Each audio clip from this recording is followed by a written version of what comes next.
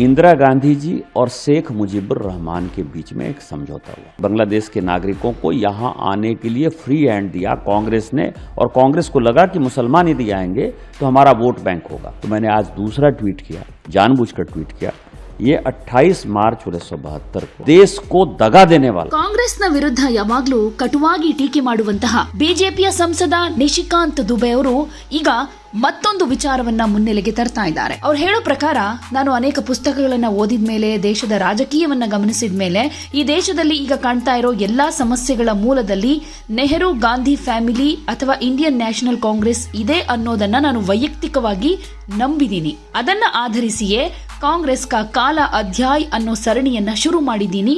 ಅದು ಮಾರ್ಚ್ 17ಕ್ಕೆ ಶುರುವಾಯಿತು ಅಂತ ಹೇಳಿದ್ರು. ಈಗ ನಮ್ಮ ದೇಶ ಫೇಸ್ ಮಾಡ್ತಾ ಇರೋ ದೊಡ್ಡ ಸಮಸ್ಯೆ ಅಂದ್ರೆ ಬಾಂಗ್ಲಾದೇಶದ ಅಕ್ರಮ ಪ್ರವೇಶ. ಬಿಹಾರ, ಜಾರ್ಖಂಡ್, ಬೆಂಗಾಲ್, ಅಸ್ಸಾಂ, ತ್ರಿಪುರಾ ಮಾತ್ರ ಅಲ್ಲ, ಮುಂಬೈ, ದೆಹಲಿ, ಗುಜರಾತ್ ಜನರು ಕೂಡ ಇದರಿಂದ ಸಂಕಷ್ಟಕ್ಕೆ ಸಿಕ್ಕಾಕೊಂಡಿದ್ದಾರೆ. ಸುಮಾರು 5 ರಿಂದ 8 ಕೋಟಿ, ಬಹುಶಃ 10 ಕೋಟಿ ಜನರು ಬಾಂಗ್ಲಾದೇಶದಿಂದ ಇಲ್ಲಿ ಬಂದಿದ್ದಾರೆ ಅಂತ ಹೇಳಿದ್ರು. 1951ರ ಜನಗಣತಿ ಪ್ರಕಾರ ಸಂಥಾಲ್ ಪರಗಣದಲ್ಲಿ ಆದಿವಾಸಿ ಜನಸಂಖ್ಯೆ 45% ಇತ್ತು. ಆದ್ರೆ ಈಗ 24% ಆಗಿದೆ.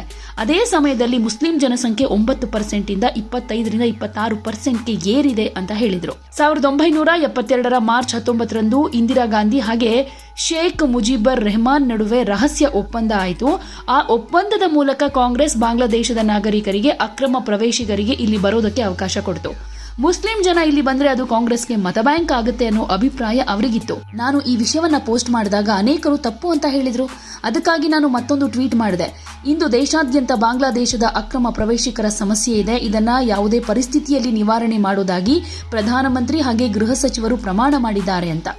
ಈ ಸಮಸ್ಯೆ ಹಿಂದೆ 1972ರಲ್ಲಿ ಕಾಂಗ್ರೆಸ್ ಮಾಡಿದ ಸಮಜಾಯಿಷಿ ಹಾಗೆ ಮತಬ್ಯಾಂಕ್ ರಾಜಕೀಯವೇ ಕಾರಣ.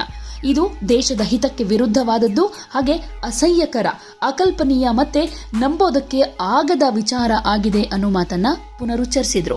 ಇಂದಿಗೂ ಕೂಡ ಬಾಂಗ್ಲಾದೇಶದವರು ಅಕ್ರಮವಾಗಿ ನುಸುಳೋ ಪ್ರಯತ್ನ ಮಾಡ್ತಾ ಇದ್ದಾರೆ. ಇದು ದೇಶದ ಪ್ರಮುಖ ಚರ್ಚೆಯ ವಿಷಯವಾಗಿದೆ. ಇದನ್ನ ತಡೆಯೋ ಬಗ್ಗೆ ಸರ್ಕಾರ ಈಗಾಗಲೇ ತಮ್ಮ ನಿಲುವುಗಳನ್ನ ವ್ಯಕ್ತಪಡಿಸ್ತಾ ಇದೆ ಅನ್ನೋ ಮಾತನ್ನ ಹೇಳಿದ್ರು. मेरा पढ़ने के बाद, किताबों को पढ़ने के बाद या देश की राजनीति को देखने के बाद मैं व्यक्तिगत तौर पर इन चीज़ों से कन्विंस हूं कि इस देश की जितनी समस्याएं आज दिखाई दे रही हैं, जिसके ऊपर की देश चिंतित है, देश की पूरी एनर्जी उसके ऊपर लग रही है और विपक्ष उन चीज़ों को हवा दे रहा है, इसके मूल में नेहरू गांधी परिवार या कांग्रेस पार्टी है। और उसके आधार पर मैंने एक सीरीज चालू किया, कांग्रेस का काला अध्याय। 17 तारीख से वो चालू हुआ है, 17 तारीख, 18 तारीख और आज 19 तारीख। अभी जो सबसे बड़ी समस्या है, जिस समस्या के कारण हम बिहार के लोग, झारखंड के लोग, बंगाल के लोग, असम के लोग, त्रिपुरा के लोग, इवन मुंबई, दिल्ली, गुजरात के लोग परेशान है, वो बांग्लादेशी घुसपैठिया है। लगभग 5 से 8 करोड़, हो सकता है 10 करोड़ भी हो, 10 करोड़ लोग बांग्लादेश से आ गए। हमारे यहाँ आदिवासी पॉपुलेशन जो 1951 की जनगणना के हिसाब से 45% हुआ करता था, आज संथाल प्रणाम में वो 24-25% है, और मुसलमान की आबादी जो 9% थी वो 25-26% है। कोई रोजगार के साधन नहीं है।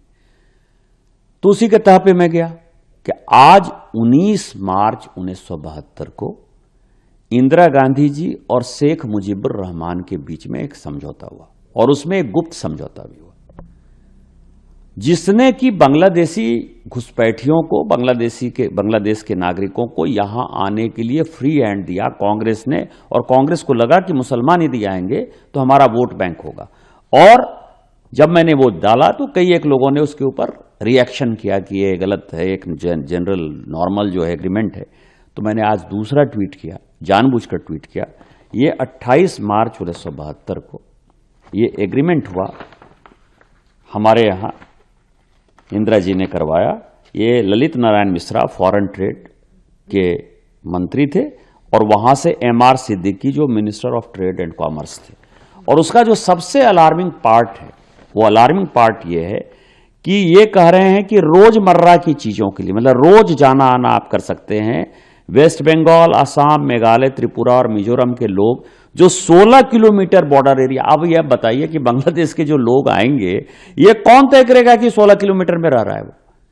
कोई आधार कार्ड तो था नहीं, कोई राशन कार्ड तो था नहीं।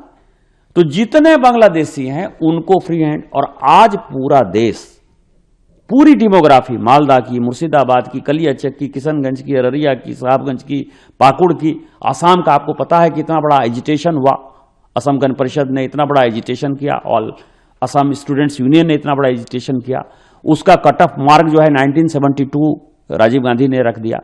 आज पूरा देश जो बांग्लादेशी घुसपैठिया, जिसके लिए कि माननीय प्रधानमंत्री जी ने और माननीय गृह मंत्री जी ने एक कसम खा रखी है कि हर हालत में बांग्लादेशी घुसपैठियों को हटाएंगे, उसके पीछे कांग्रेस की ये वोट बैंक की पॉलिटिक्स थी। और उसने जो 1972 में समझौता किया, ये इससे ज्यादा घटिया, अकल्पनीय, अविश्वसनीय और देश को दगा देने वाला कोई समझौता नहीं हो सकता। Subscribe to One India and never miss an update. Download the One India app now.